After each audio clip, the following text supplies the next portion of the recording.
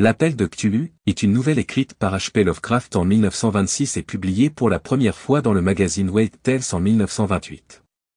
Ce récit explore l'horreur cosmique, un thème central de l'œuvre de Lovecraft, où l'humanité est confrontée à des forces et des entités bien au-delà de sa compréhension.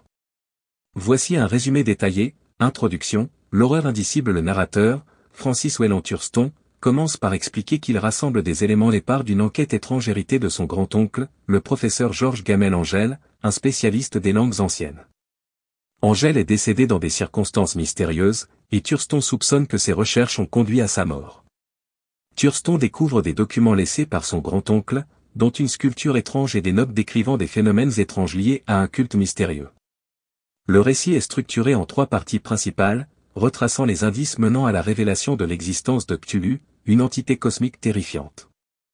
1. Le cauchemar de l'artiste. Le premier chapitre se concentre sur une sculpture énigmatique trouvée parmi les affaires du professeur Angel.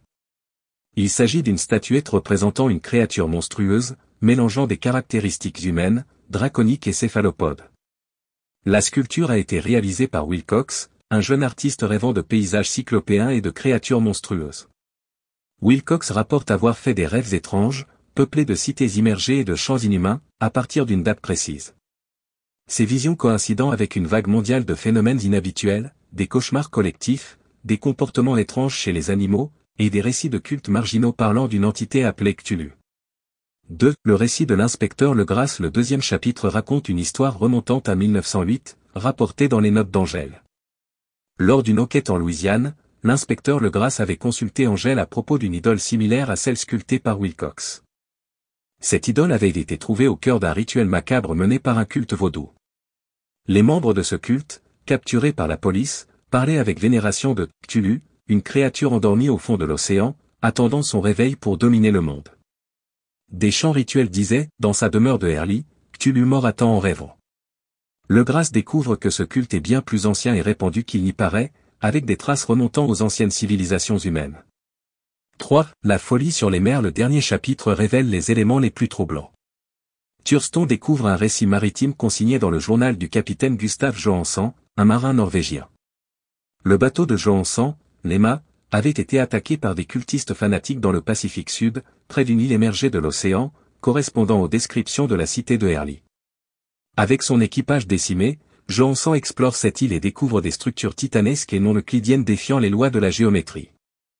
Au centre de cette cité repose Cthulhu lui-même, une créature gigantesque et cauchemardesque qui semble à peine vivante.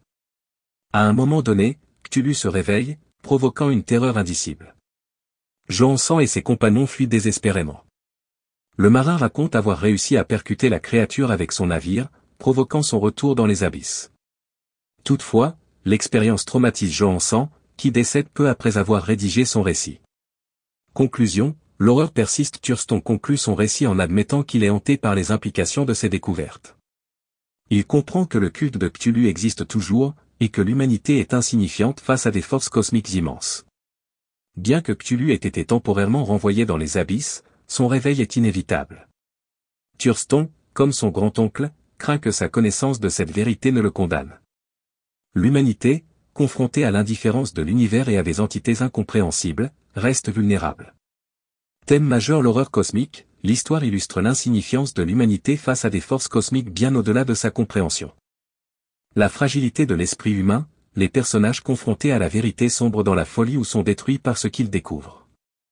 Le mystère et l'indicible. Lovecraft joue sur l'idée que certaines choses sont trop vastes ou étranges pour être entièrement comprises ou décrites. Le temps cyclique et l'ancienneté. Cthulhu et ses semblables sont des êtres anciens, dormants mais éternels, régnant sur un cycle d'éveil et de sommeil.